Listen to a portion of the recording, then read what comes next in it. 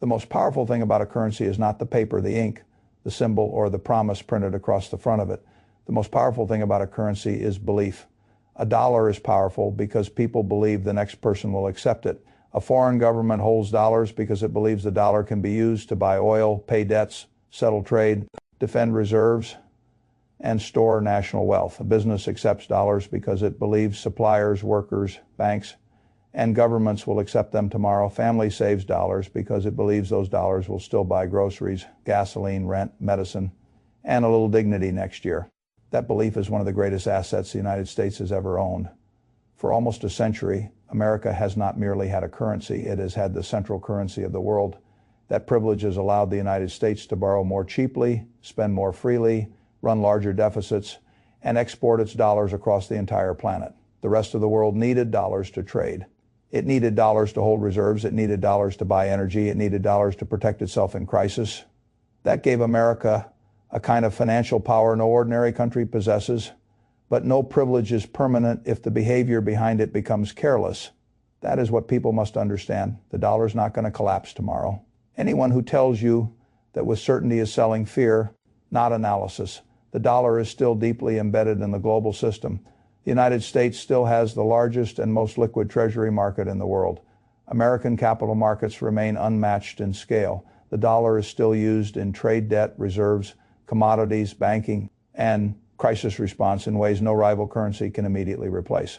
So this is not a story about a light switch. It is not dollar today, collapse tomorrow. It is a story about erosion, a slow weakening of trust, a gradual movement away from one center of gravity, a trend that may not destroy the dollar in a year, but can change the price of everything over a decade or two. And if you are a worker, a saver, a retiree, a business owner, or an investor, that trend matters because currency power is not an abstract argument between governments. It reaches your paycheck, it reaches your savings account, it reaches inflation, it reaches interest rates, it reaches the stock market, it reaches the cost of imported goods, it reaches your retirement portfolio. The global monetary system may look distant. It is not distant. It is inside the price of gasoline, the value of your bond fund, the cost of your groceries, and the purchasing power of the cash you thought was safe. Now, the challenge to the dollar is not new. Countries have complained about dollar dominance for decades, but complaining is not the same as building an alternative. What has changed is that some countries are now trying to build the architecture to reduce dependence on the dollar. The most important country in that effort is China. China does not need the dollar to disappear tomorrow. It only needs enough countries to use fewer dollars over time. It needs trade partners willing to settle more transactions in yuan. It needs central banks willing to hold more non-dollar reserves. It needs a stronger gold position to give credibility to its currency. It needs energy exporters willing to accept payment outside the dollar system.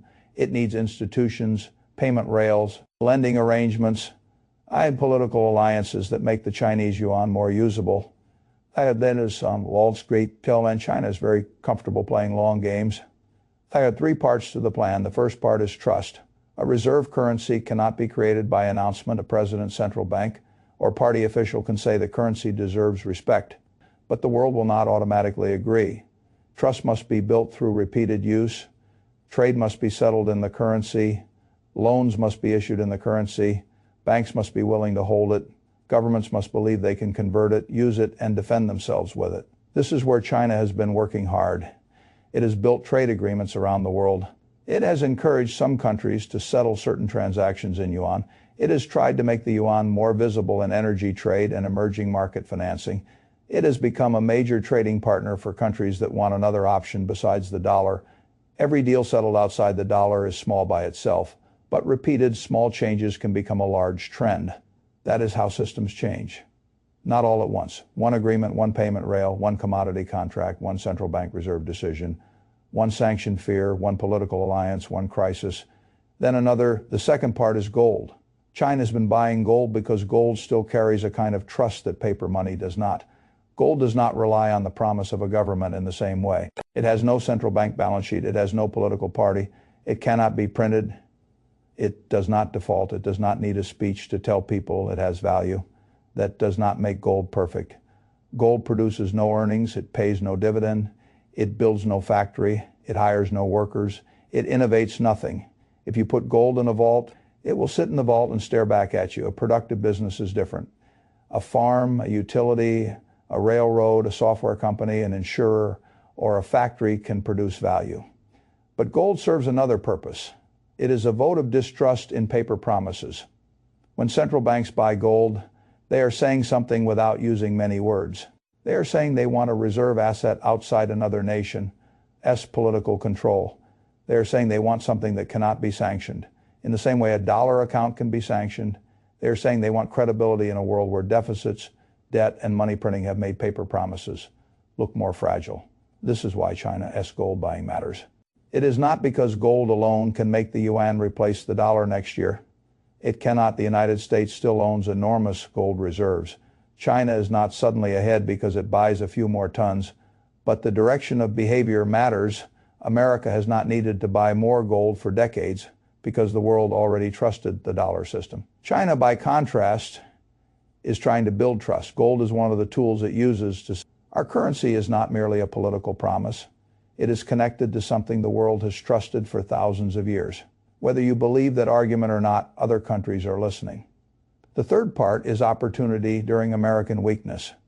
When the United States experiences inflation, war-related economic pressure, high deficits, or financial stress, rivals do not sit quietly. They use the moment. If oil prices rise, if inflation worsens, if America's debt becomes more concerning, if the dollar loses purchasing power, countries looking to reduce dollar dependence can say, look at the system you were told was safe. This is how geopolitical competition works. One country's pain becomes another country's sales presentation. China does not need to create every problem in the American economy. It only needs to take advantage of the problems America creates for itself. When the United States runs large deficits, prints aggressively, uses sanctions as a financial weapon, and assumes the world has no alternative, it creates the very motivation for others to build one. That is the danger of abusing a privilege. Reserve currency status is powerful, but it is not a license to behave without consequence forever. Now, let us look at the reserve numbers because they tell the real story. In the mid-2000s, the dollar made up roughly 2/3 of global foreign exchange reserves. The yuan was essentially not a reserve currency at all. A decade later, the dollar was still dominant and the yuan was still a small player. But by the mid-2020s, the dollar's share had fallen meaningfully. While the yuan had begun to appear as a small but real reserve asset, the yuan is still tiny compared with the dollar. That is not the concern. The concern is the direction. If a man owes you money and his income is still high, you do not panic immediately. But if his income keeps shrinking while his spending keeps rising, you pay attention. The direction matters before the crisis arrives. The dollar still dominates, but domination is not the same as invulnerability. A reserve currency can remain the leader and still lose some of its benefits. The United States does not need to lose everything to feel pain. If foreign central banks slowly reduce dollar holdings, if trade gradually diversifies, if oil and commodities are increasingly settled outside the dollar, if Treasury demand weakens at the margin, then the United States may face higher borrowing costs, weaker currency support, and more inflation pressure than it is used to. A small loss of privilege can be expensive when the debt is very large. That is the important point. America has built a financial structure that assumes the world will continue wanting dollars and treasuries in enormous amounts. That assumption has worked for a very long time. But when national debt rises, deficits expand, and rival nations actively promote alternatives, the assumption deserves scrutiny, not panic scrutiny. Now, why does China want to distance itself from the dollar? The first reason is sanctions. After Russia attacked Ukraine, the United States and its allies used financial sanctions in a powerful way. Dollar assets could be frozen, access to parts of the financial system could be restricted, banks, reserves, companies, oligarchs, and state institutions could be targeted.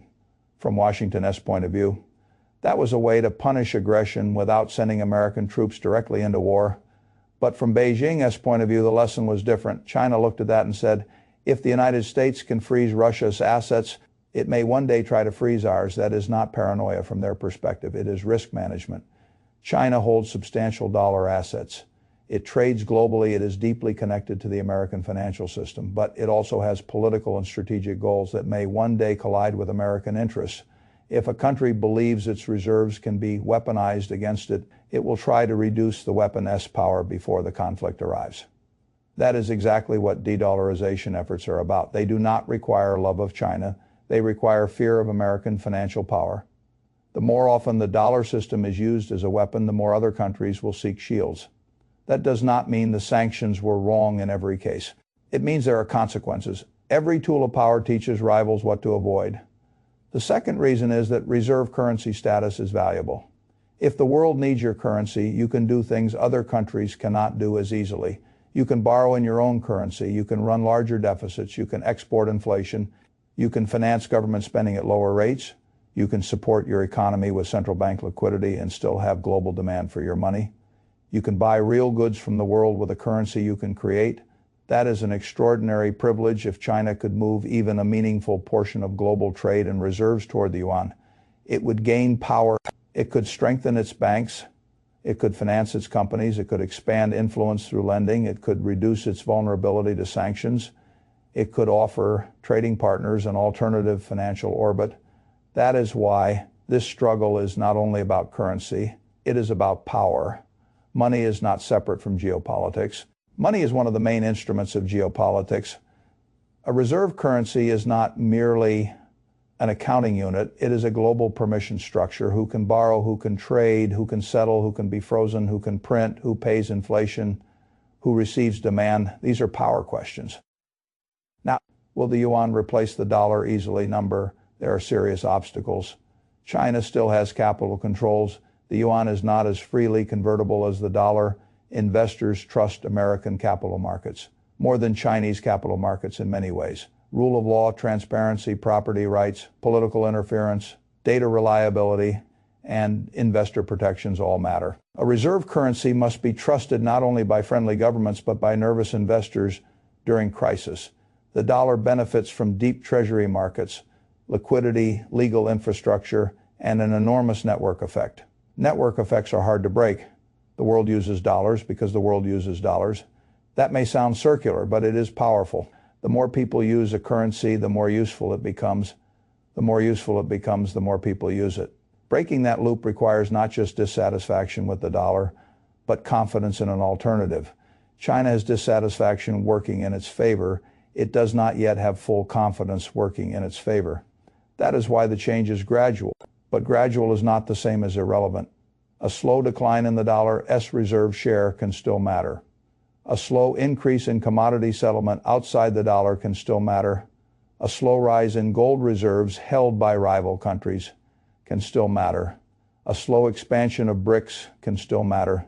The danger is that Americans ignore slow, moving trends until they become sudden pricing shocks.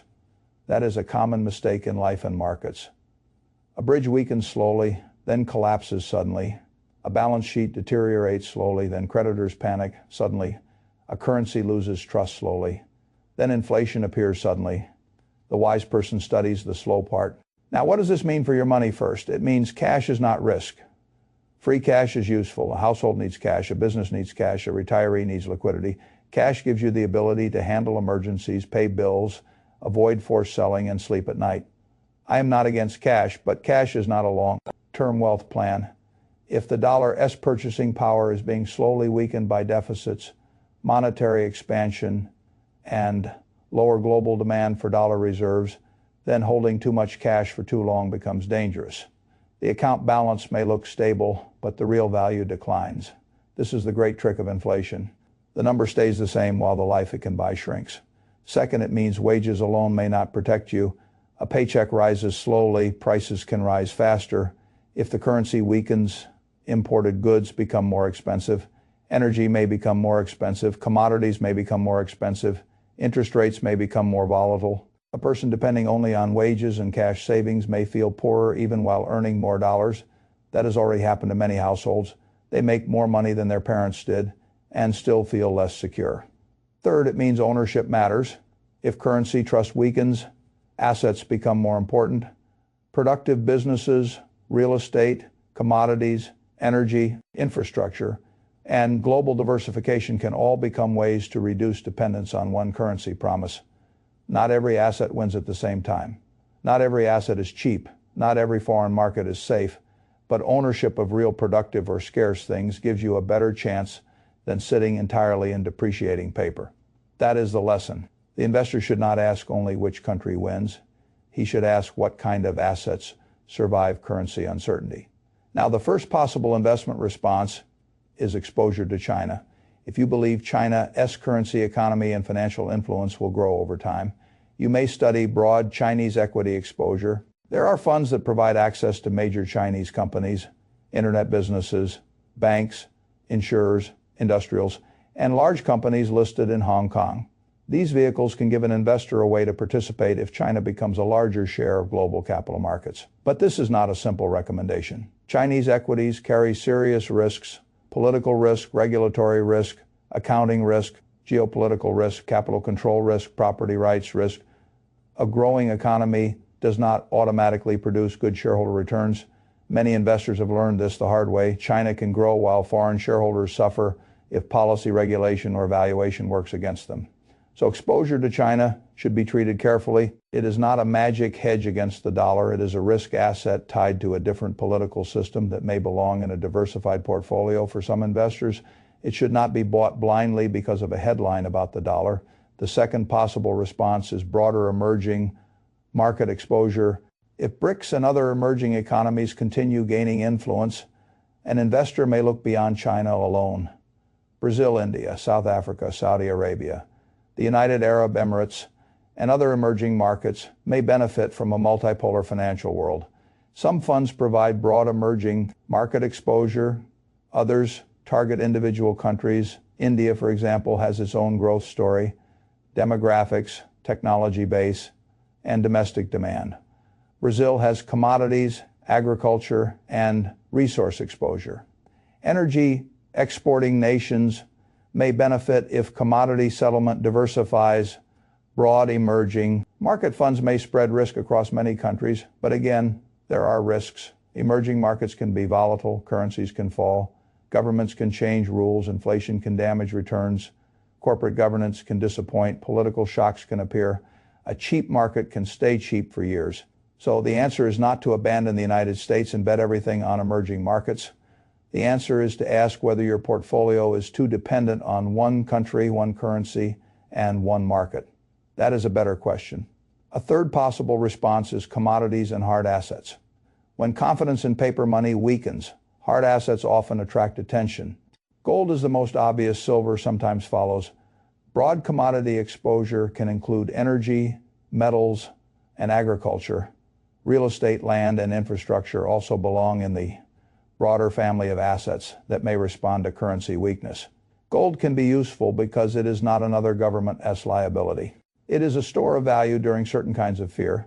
It often performs well when people lose trust in currencies, central banks, or fiscal discipline. Central banks buying gold send a message that they want reserve assets outside the dollar system, but gold is not a business. It should not be confused with one. It can protect, but it does not compound internally. It may rise dramatically during periods of distrust, then go nowhere for long periods. It is insurance more than engine. Silver has industrial uses and monetary history, but it is also volatile. Broad commodity funds can provide exposure to inflation-sensitive assets, but futures-based funds can have costs and structure issues. Real estate can protect purchasing power, but only if bought at a sensible price with manageable debt. Every hedge has a cost. There is no perfect asset. The intelligent investor does not search for perfection. He builds a portfolio that can survive several possible futures. Now, what futures are we considering? One future is that dollar dominance continues with only mild erosion. In that world, American businesses may still do well, the stock market may continue compounding, and the United States remains central to global finance. The investor who abandoned America entirely would likely regret it. Another future is that the dollar loses share gradually while inflation pressure remains persistent. In that world, hard assets, international diversification, commodity exposure, and productive businesses with pricing power become more important. A third future is that geopolitical conflict accelerates dollarization in that world.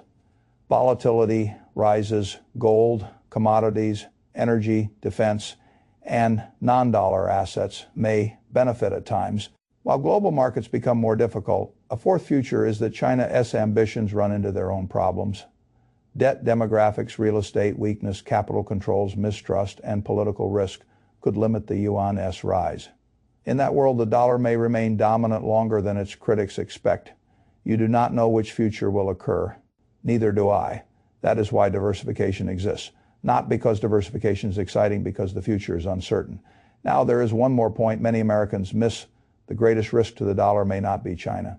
The greatest risk to the dollar may be America. A rival can exploit weakness, but it does not create all of it. If the United States wants to preserve dollar dominance, it must behave like a country worthy of trust.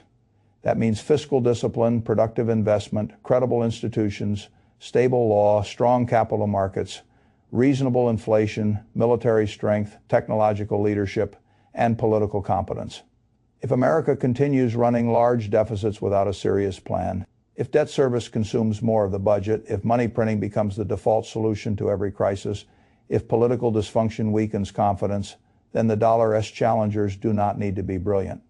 They only need to wait. Reserve currency status is not a trophy that sits safely on a shelf. It is a reputation. Reputations can be damaged by repeated carelessness. For an individual investor, the lesson is not to become anti-American or pro-China. That is too crude. The lesson is to stop pretending that any government promise is immune from arithmetic. America has enormous advantages, but arithmetic still applies. China has enormous ambitions, but trust still must be earned. Gold has thousands of years of monetary history, but it still produces no cash flow. Emerging markets may grow, but shareholders may not always benefit. Stocks can protect purchasing power. But valuations matter. Real estate can hedge inflation, but debt can destroy you. This is why the answer is not one trade. The answer is a framework. Hold enough cash for emergencies, not so much that inflation silently robs you.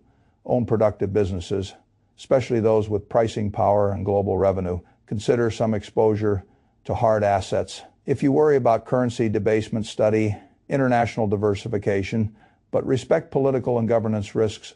Avoid overconcentration in any one country, currency, sector, or story. Keep debt under control, because currency stress and interest rate volatility punish the overleveraged. Think in decades, not headlines. That is how you respond to a changing monetary order. Now, let us bring this back to the ordinary household. If the dollar weakens over time, imported goods may cost more, travel may cost more, energy may cost more, commodities may cost more, interest rates may be more unstable, inflation may remain more stubborn, retirement withdrawals may need to be higher in nominal terms. Cash savings may become less protective. The household that planned with yesterday as purchasing power assumptions may be surprised. That is why the average family must become financially literate. You cannot control BRICS. You cannot control China's gold purchases. You cannot control the treasury market. You cannot control the Federal Reserve. You cannot control whether foreign central banks hold fewer dollars. But you can control how much of your life depends on one fragile assumption. You can own assets. You can keep costs low. You can save more. You can avoid bad debt. You can diversify. You can learn how currency affects purchasing power. You can stop treating cash as a permanent plan. That is where personal power begins. Most people will hear about the dollar losing reserve share and do one of two foolish things. One group will panic. They will believe the dollar is finished next week. They will buy whatever fear merchants are selling. They will chase gold at any price, crypto at any price, foreign stocks at any price, or some complicated product they do not understand. The other group will ignore the trend entirely.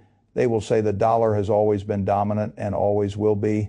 They will confuse past strength with permanent safety. They will hold too much cash, too much domestic concentration, too much faith in political competence, and too little margin of safety. The wise person does neither. He respects the trend without becoming hysterical. He prepares without predicting the end of the world. He owns assets without chasing. He diversifies without abandoning common sense. He remembers that slow changes in monetary systems can create enormous consequences over time. Now, China's strategy is not guaranteed to succeed. The yuan may grow but still remain a small reserve currency. BRICS may expand but struggle to coordinate. A shared BRICS currency may remain more slogan than reality. Countries inside that group do not all trust one another. India and China have their own tensions. Brazil has its own politics. Russia faces sanctions and isolation. Commodity exporters have different incentives. from manufacturing countries. Building an alternative to the dollar is much harder than criticizing the dollar. That is why the dollar remains dominant, but the fact that replacing the dollar is hard does not mean erosion is impossible. A giant tree does not need to fall for the shade to change. If the dollar moves from overwhelming dominance to reduced dominance, the economic environment changes. If the world holds fewer dollars, America's ability to finance deficits cheaply may weaken. If Treasury demand softens, rates may rise unless domestic buyers or the central bank absorb more debt. If the central bank absorbs more debt, inflation concerns can rise. If inflation concerns rise, hard assets and pricing, power businesses become more important. This is the chain. You do not need to believe in a dollar collapse to understand the chain. Now, some people will say that because the yuan is only a tiny share of reserves, there is no issue. That is like saying a leak in the roof does not matter because the living room is not flooded yet. The first drop is not the crisis.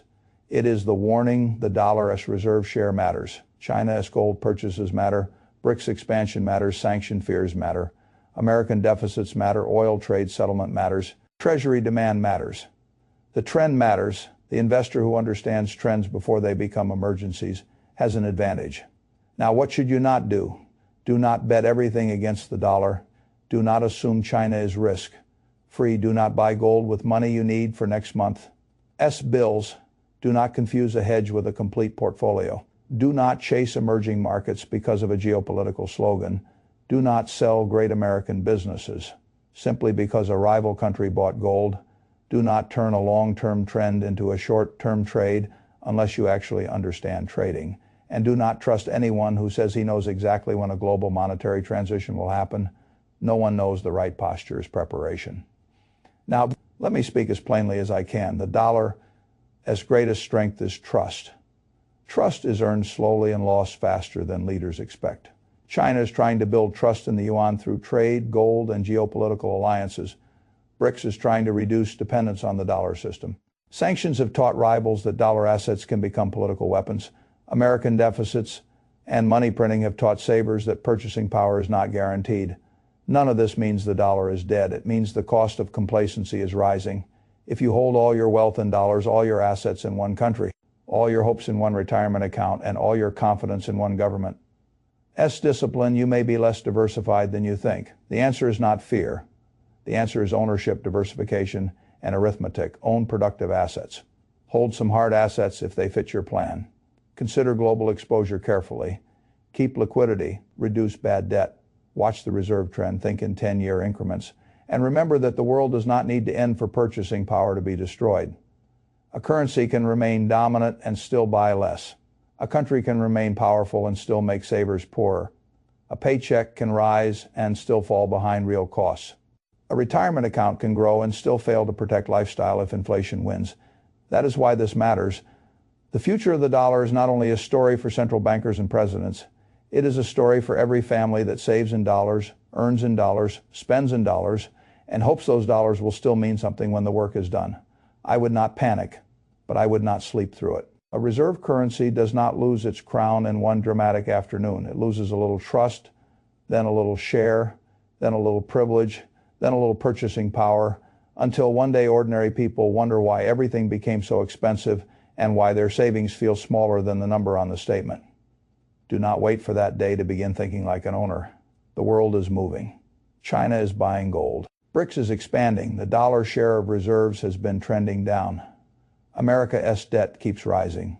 Inflation has already taught savers a painful lesson. The question is not whether the dollar disappears tomorrow. The question is whether your financial life is prepared for a world where the dollar's dominance slowly becomes less absolute. That is the sober question. And sober questions are where good investing begins.